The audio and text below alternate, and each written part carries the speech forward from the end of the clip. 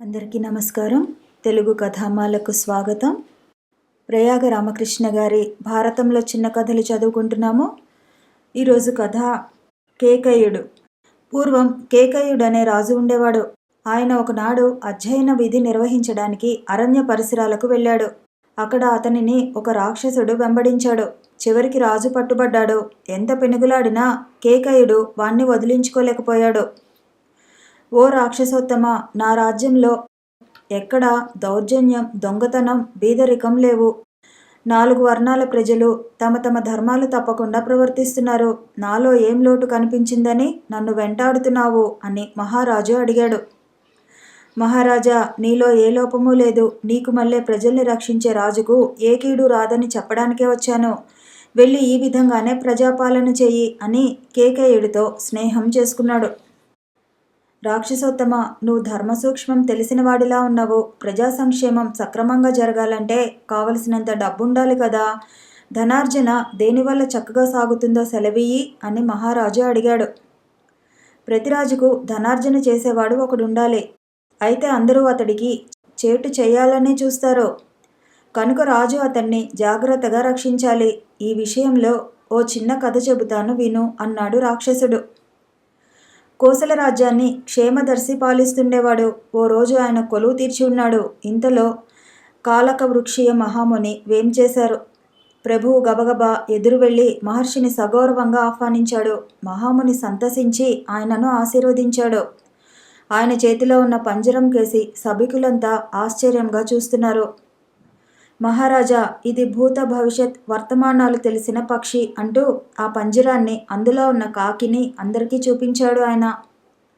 తరువాత రాజు దగ్గరికి వెళ్ళి, నువ్వు ధనార్జన విషయంలో అశ్రద్ధ చూపిస్తున్నావు. కోశాగారాన్ని సరిగా రక్షించుకోలేకపోతున్నావు. దానివల్ల కలిగిన అనర్థమంతా ఈ వాయసం నీకు చెబుతుంది. నీకు అపకారం తలపెట్టిన దుర్మార్గుల్ని కూడా పట్టిస్తుంది అని చెప్పి పంజరం అతని చేతికిచ్చాడు. మహామునిని గౌరవించి పంపాడు రాజు. ఆయన వెళ్ళిపోయాడు. మరునాడు మళ్ళీ వచ్చాడు. మహారాజు అభ్యంతర గృహంలో విచారంగా కూర్చుని ఉన్నాడు.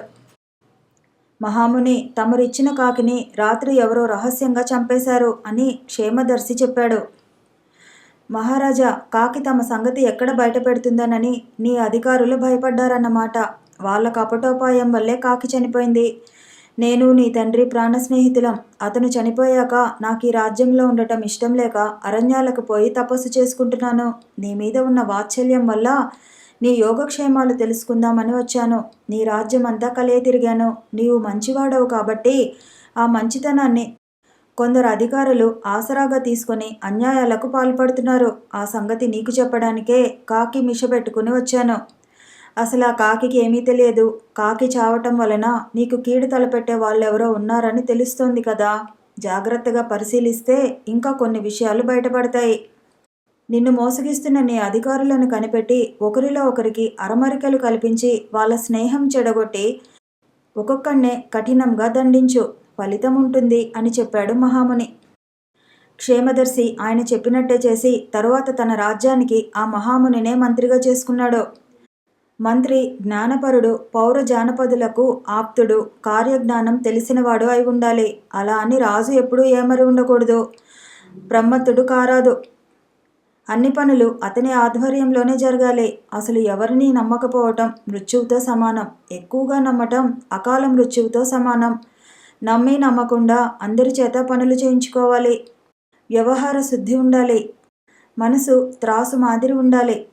హితంగా మాట్లాడే నేర్పు ఉండాలి. కరుకుతనము ఉండాలి అంటూ రాక్షసుడు కథను ముగించాడు.